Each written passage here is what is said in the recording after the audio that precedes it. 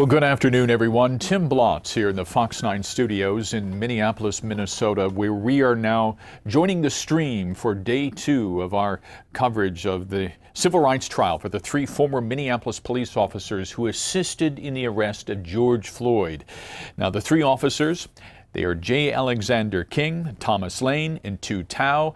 They're all accused of depriving George Floyd of his civil rights during that arrest on May 25th of 2020. Essentially, they're accused of illegally seizing George Floyd and depriving him of his civil liberties during that moment.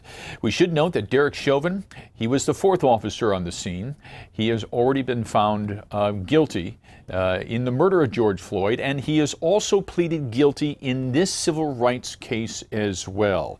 Rob Olson has been covering this trial. He is coming to us live now from the federal courthouse in St. Paul.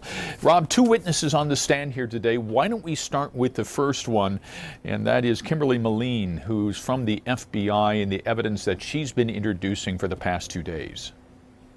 Yeah, she took the stand yesterday afternoon after opening statements concluded. She was on the stand for maybe an hour, a little more than that yesterday afternoon, and then resumed this morning up until about 11:15.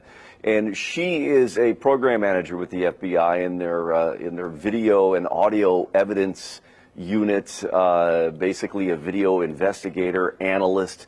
They do that sort of things, and part of what she does is sync everything up. So essentially what is happening here is, all these pieces of video, surveillance cameras, bystander videos, body-worn cameras, dash cams, all these are, of course, the integral pieces of evidence that the jury will see.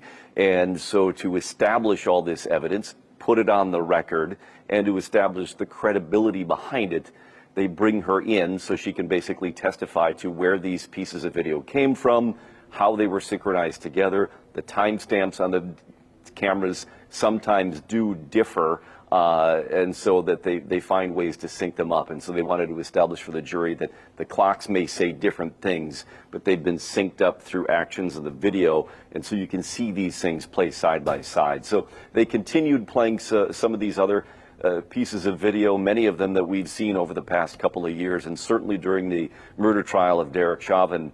But again, this jury, they don't know. Some people have seen some of it, some have seen very little of it. Some say they've avoided watching video. So basically, to give them a base, common knowledge, they go through all this video evidence, get them to view much of it right off the bat, establish where it came from, who synced it up. A lot of this then is admitted as official evidence, and then they can bring it back through further testimony. And so that concluded at, again, about 11:15 this morning.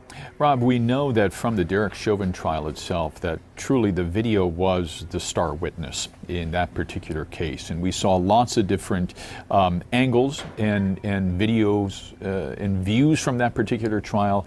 I'm curious, based upon what you've seen so far yesterday afternoon and this morning, are we seeing any new angles or videos that we perhaps have not seen before? And I appreciate that you said that many of these jurors perhaps have not seen all of these videos, but a lot of people have been watching this trial. Was there anything new that you had not seen before?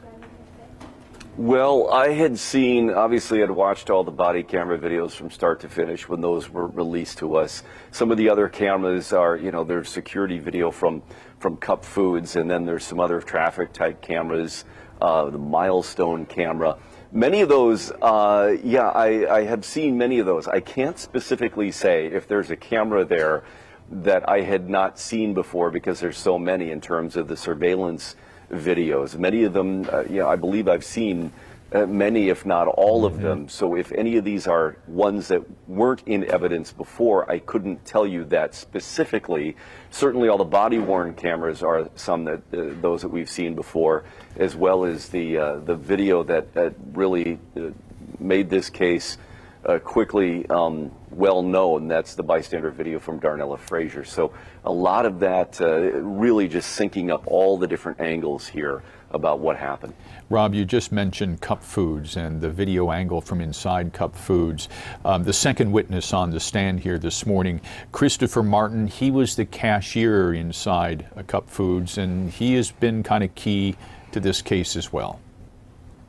Yeah, and he took the stand just after 11 o'clock this morning, very soft-spoken, very, very calm. You can tell that this is, is sometimes not easy potentially for him to testify about, but he did testify in the Derek Chauvin murder trial too. So much of this is covering that same ground, just with different attorneys asking the questions, because these are federal prosecutors and a different jury hearing the answers. And again, they're trying to provide the evidence and the testimony to back that up to support different charges, not murder charges, but these constitutional rights violation charges. But again, he takes a stand, and you see the video from inside Cup Foods. There's a camera outside Cup Foods then that it moves to when he went out there to witness what was going on.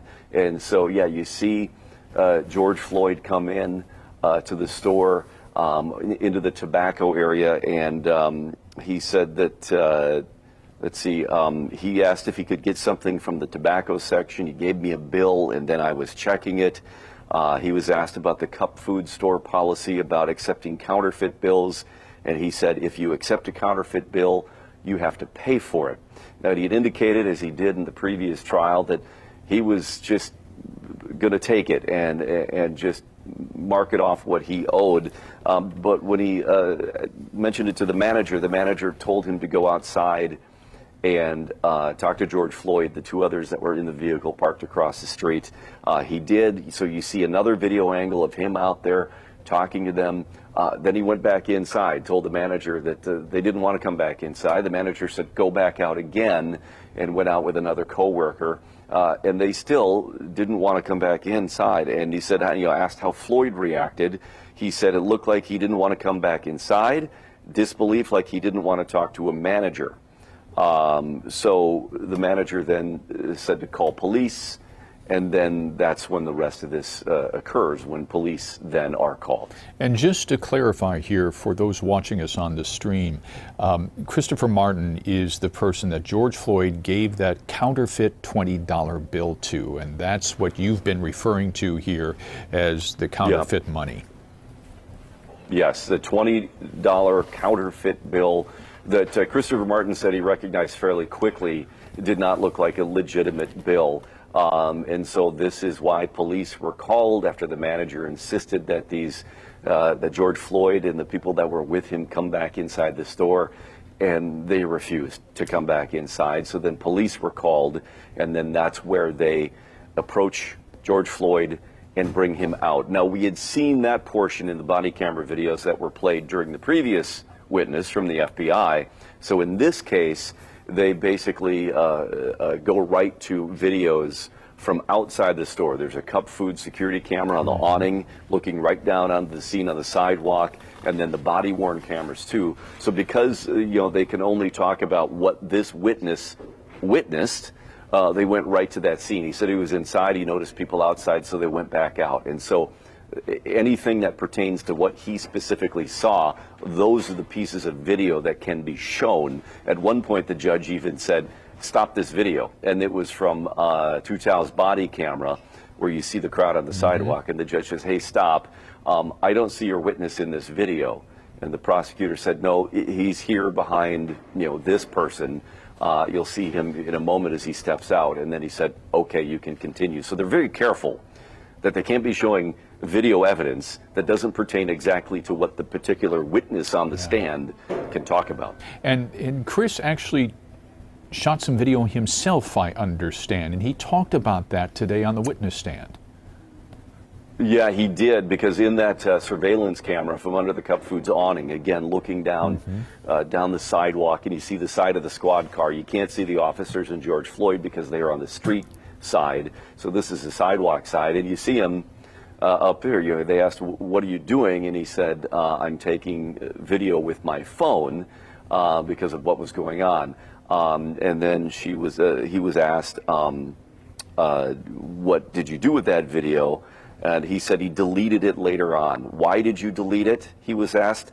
I didn't want to be asked to show other people because I didn't want to see it myself anymore, is what he said. That a short time afterwards, he went back inside, sat down, and deleted that video. But he did take some video additionally at the time. Rob, I'm curious because during Derek Chauvin's trial, when Chris was on the stand, I recall him testifying that he regretted turning him in for the $20 counterfeit bill. Did anything like that come out today again?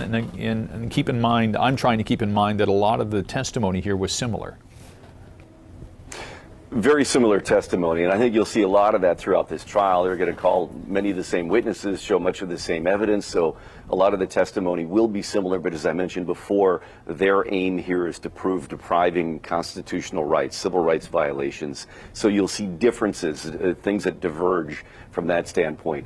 Today, he has not mentioned that. He has not testified that he regretted taking that bill, as he did in the Derek Chauvin murder case. But at this point in testimony, he is still being asked specifically about his play-by-play actions of that day based on what you see in the video. It's a lot of, okay, what are you doing now? We see you here. What are you doing? What are you doing there? And, you know, certainly when George Floyd came in, to going out to the car, now to being on the sidewalk as a witness. So a lot of it is sort of taking the jury through step by step. So he has not testified about that. Who knows if he will be asked about that again, whether that's attorneys deem that to be relevant to what they're trying to prove or disprove in this case. But yeah, he did say that. And then in this case too, right away, he said when he recognized it as a counterfeit that his intention was to not say anything about it, that he said he was going to put it on his bill, meaning he would pay for it, but the manager told him to go bring Floyd back inside. So he was saying that he didn't want to do it, but those were his instructions by the manager to go confront them and make them come be accountable for this counterfeit bill. Rob, Mr. Martin is going to undergo cross-examination here when the court returns here this afternoon. I'm curious, because you're our eyes and ears in there, and maybe this is a little bit of an inside baseball kind of question, but does there seem to be an order with the defense witnesses as who gets to go first? Is there somewhat of a pecking order of the defense attorneys here with the defendants in how they get to cross-examine the witnesses? Yeah, I had the same question, Tim, and right now it's simply too early to have an answer for that because there's only been one bit of cross-examination and it lasted a mere minutes from the first witness from the FBI. One attorney came on, that was Robert Polly, who's the attorney for Tu Tao, came just to clarify that in the video that she had shown that it didn't, that it stopped what they showed the jury. They ended it before it continued on to show his client and one of the other officers continuing their actions. I don't know what the relevance of that was for him to bring that up, but these things are always planted because it's something they want to come back to. So that was the only cross-examination from a single defense attorney from Tu Tao. He was the first one to make a opening statement of the defense attorneys. So if that means they go in that order, possibly the order of the opening statements or not, I don't know. The cross-examination that will begin after the lunch break. One of the defense attorneys just had asked the judge, do you want me to start now or do you want me to start after the lunch break? They were off camera, so I couldn't tell you certainly which defense attorney asked that question. I would say it's very likely that they'll go in the same order that they went in their opening statements. That would make sense, that is just the natural progression that they will stick to, just for a matter of having some, rules or order to the matter. But we will see after the lunch break at 2 o'clock. Rob, you noted yesterday that George Floyd's brother, Philonis, was in the courtroom along with some other family members. Are they back again today? Yeah, Philonis and Brandon Williams, George Floyd's nephew, are here. I just saw them right before we started this walk out to go get lunch. Courtney Ross, George Floyd's girlfriend at the time, is here again today as well, sitting in the courtroom observing all of this. So yeah, they are here, and our pool reporters say that there are people there in the court that are very apparently there supporting some of the other defendants, but we don't know definitively who they are, their exact relation to those defendants. But it's clear that there are supporters there, whether it's friends or family or a mix. Rob, I want to take just a quick moment here before we sign off and let you go get some lunch. About the jury itself, they were selected in one day last week, a rather quick jury selection. We've got 12 jurors and 6 alternates in this case, so a total of 18 people hearing this case. Yeah.